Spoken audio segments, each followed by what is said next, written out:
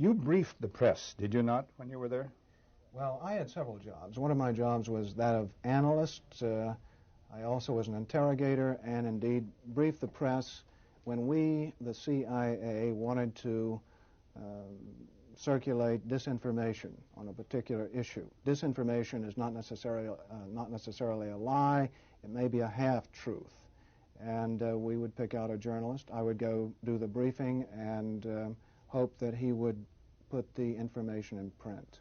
For instance, if we wanted to get across to the American public that the North Vietnamese were building up their force structure in South Vietnam, I would go to a journalist and advise him that in the past 6 months, X number of North Vietnamese forces had come down the Ho Chi Minh Trail system through southern Laos. Now, there is no way a journalist can check that information. So either he goes with the information or he doesn't, and ordinarily or usually the journalist would go with it because it looked like some kind of exclusive.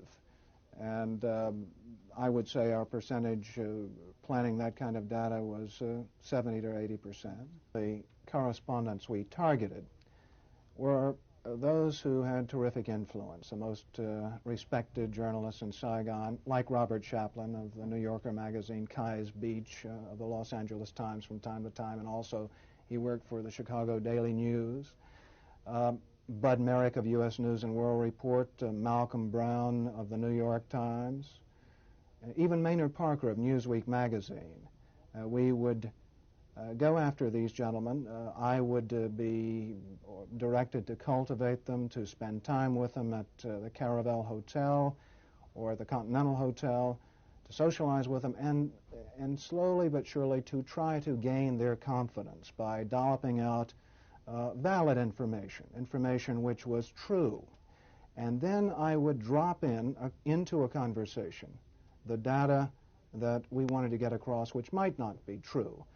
One piece of data, for instance, that we managed to plan in the New Yorker magazine had to do with a supposed North Vietnamese effort in 1973 to develop airfields along the border of South Vietnam.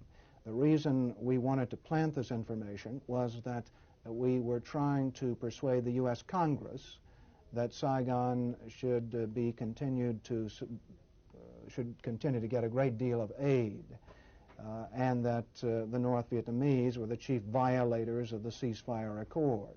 That was printed in the New Yorker magazine under the byline of Robert Chaplin, as indeed was a great deal of such information which we tried to circulate. If I planted a piece of information with a reporter, I would ordinarily then try to create an environment in which he could not check the information. I would go to the British ambassador and brief him on the disinformation I had just given the reporter.